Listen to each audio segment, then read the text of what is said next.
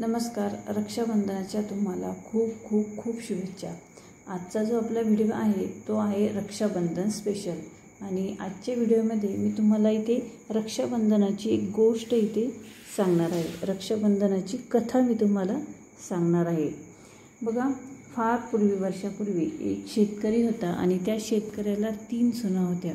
त्या शेतकऱ्याच्या 3ही सुना अतिशय हुशार आणि सुसंस्कृत अशा होत्या.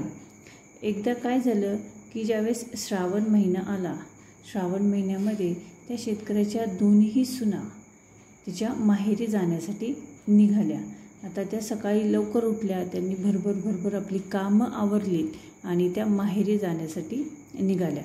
आणि त्या लवकर उठून आपली कामं आवरतायत आणि त्यांना कुठेतरी जायचं हे ज्यावेळेस लहान सुनेच्या लक्षात आले आणि तिने ज्यावेळेस त्या दोघींना विचारले त्यावेळेस त्या म्हणाल्या की उद्या रक्षाबंधन आहे आणि रक्षाबंधनासाठी आम्ही आमच्या भावाकडे जात आहोत, म्हणजे आमच्या माहेरी जात आहोत.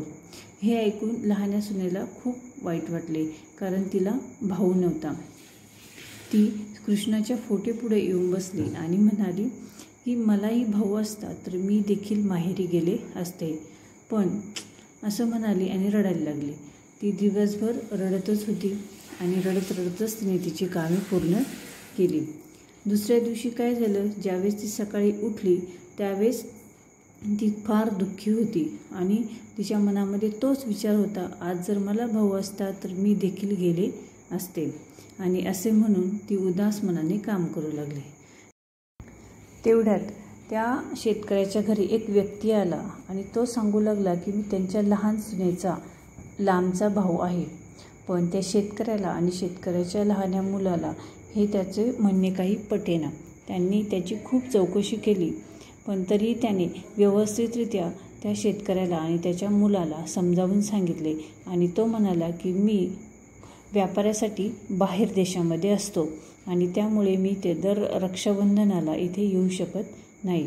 आज खूप दिवसातनं मी इथे आलो आहे आणि शेजारील गावामध्येच मी थांबलेलो आहे, त्यामुळे मी आज रक्षाबंधनासाठी आपल्या बहिणीला नेण्यासाठी इथे आलो आहे. असे म्हणून तो शेतकऱ्याला आणि त्याच्या मुलाला विनवणी करू लागला की माझ्या बहिणीला माझ्यासोबत पाठवा. त्यानंतर शेतकरी त्याच्या बहिणीला त्याच्याबरोबर, म्हणजे त्याच्या सुनेला त्या व्यक्तीबरोबर पाठवण्यास तयार झाला. पण त्या शेतकऱ्याचा जो लहान मुलगा आहे त्याच्या मनात त्याच्याबद्दल शंकाच होती, म्हणजे या व्यक्तीबद्दल शंका होती. पण तो त्या व्यक्तीला म्हणाला की तू घेऊन जातो आहेस तर ठीक आहे, पण नेण्यासाठी मी येईल. असे म्हणून तो व्यक्ती देखील हो म्हणाला आणि त्या लहान्या सुनेला घेऊन त्याच्याबरोबर निघाला. आता वाटेत येताना तिने त्याला विचारले की तू कोण आहेस, कुठून आला आहेस, खरंच माझा भाऊ आहेस का, अनेक प्रश्न विचारले. मग त्याने तिला व्यवस्थितरित्या पटवून दिले की मी तिचा दूरचाच भाऊ आहे. ज्यावेळेस तो दुसऱ्या गावामध्ये आला आणि आपल्या घरी आला त्यावेळेस त्याच्या बायकोने म्हणजे या लहान्या सुनेचे व्यवस्थितरित्या आनंदाने स्वागत केले आणि तिच्याबरोबर आपल्या नणंद भाऊजया या दोघीही आनंदाने त्या घरामध्ये राहू लागल्या. त्यांनी रक्षाबंधन अतिशय छान रीतीने साजरे केले. बहीण, भाऊ आणि भाऊजय तिघही व्यवस्थित आनंदाने 8-10 दिवस व्यवस्थित राहिले. त्यानंतर त्या लहान्या सुनेचा भाऊ तिला नेण्यासाठी परत आला. ज्यावेळेस तो परत आला त्यावेळेस त्याचा चांगला पाहुणचार या सुनेच्या भावाने आणि भाऊजाईने त्याचा चांगला पाहुणचार केला. गोडधोड खाण्यास दिले. त्यांचे जेवणखाण पूर्ण झाल्यानंतर तो लहान्या सुनेचा नवरा तिला नेण्यासाठी तिला चल म्हणाला, आपल्याबरोबर येण्यासाठी तिला चल म्हणाला. आणि तिच्या भावाने आणि भाऊजाईने देखील तिला आनंदाने तिच्या नवऱ्याबरोबर पाठवण्यास ते दोघेही तयार झाले. आणि जाताना भावाने खूप सारे दागिने, सोने, पैसे असं खूप सारे त्या आपल्याला बहिणीला बरोबर दिले आणि तिला जा म्हणून सांगितले. आता ते दोघे तिथून निघाले आणि थोडे दूर अंतरावर गेल्यानंतर त्या लहान्या सुनेच्या नवऱ्याच्या लक्षात आले की त्याचा जो कोट आहे तो तिथेच विसरला आहे. त्याची बायको त्याला म्हणाली की जुना तर आहे, नका जाऊ, तो खराबच झालेला आहे, पण त्याने काही ऐकले नाही आणि तो कोट आणण्यासाठी परत मागे गेला. मागे जाऊन बघतो तर त्या जागेवर गेल्यावर त्याला तिथे कुठेच घर दिसत नाही. त्याचा जो कोट आहे तो एका पिंपळाच्या झाडाला त्याला अडकवलेला दिसला.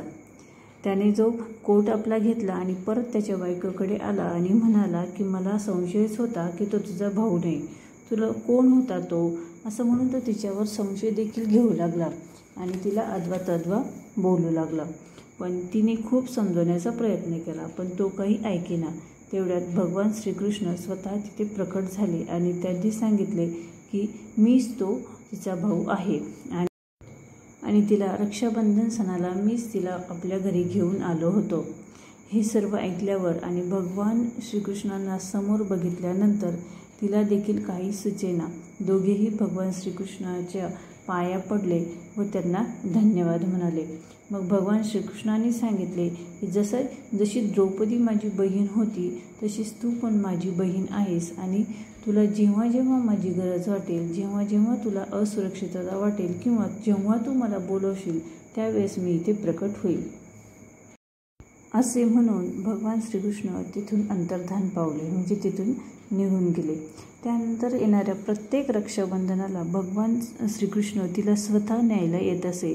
अशी ही जी कहाणी आहे ते शेतकऱ्याची आणि त्याच्या सुनेची फार वर्षापूर्वीची कहाणी आहे आणि ही कहाणी ही सत्य घडलेली आहे असे पुराणात म्हटले जाते.